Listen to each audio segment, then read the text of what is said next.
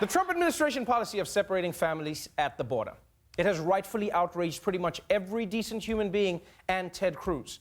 And now, it looks like even the man who made the policy is tired of the backlash. Some breaking news. President Trump, has signed the executive order that ends the practice of separating families, children from their parents. We're signing an executive order I consider to be a very important executive order. It's about keeping families together.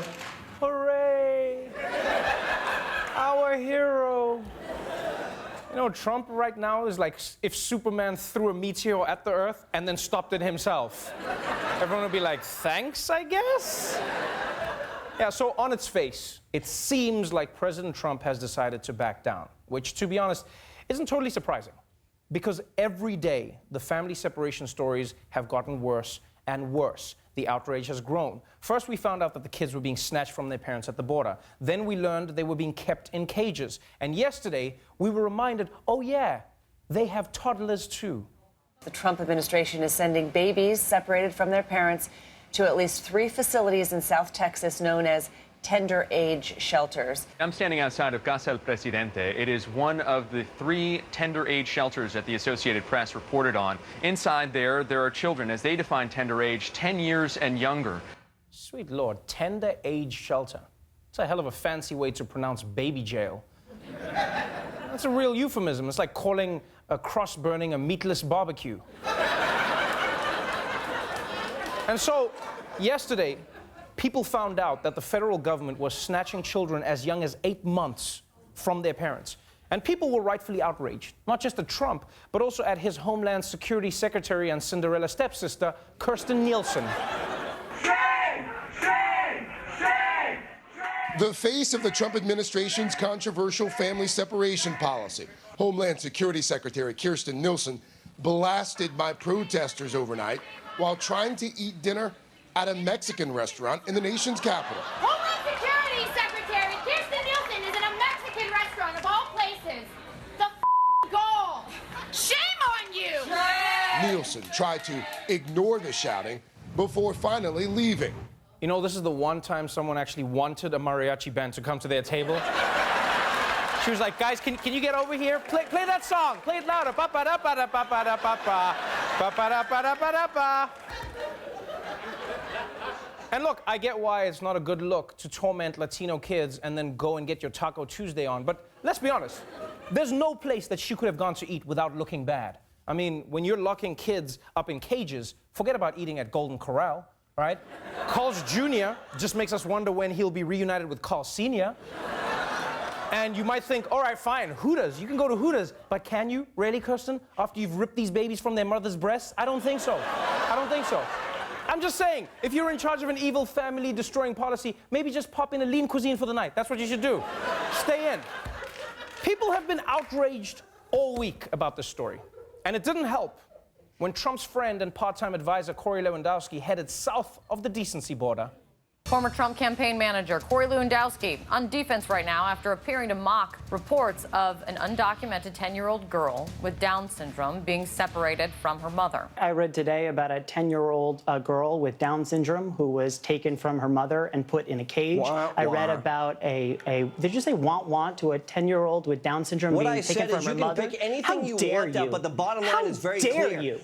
Yeah, he did just say womp womp, which is funny because that's what he's gonna hear in the afterlife. Wait, I'm in hell? Yeah, you are. Womp womp. And look, right now, no one really knows how Trump's executive order will actually work. It has loopholes that could allow separations to continue. It says nothing about the kids who have already been taken, and the whole thing might not even be legal. Plus, when they released the text, they spelled, and this is completely true, they spelled separation wrong. Guys, this is America. Speak English. Come on.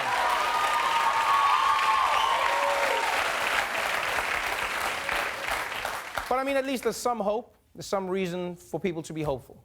You know, in a way, I feel like now we can breathe. People stood up. They fought. 70% of the country was against this, and now there's been some sort of a result, which I guess is a relief, because this week, we weren't just horrified by seeing kids in cages.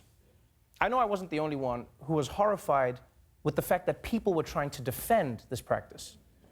And some people were shocked by the rhetoric, but the sad truth is we shouldn't be. We know from history that people have always found ways to defend just about anything.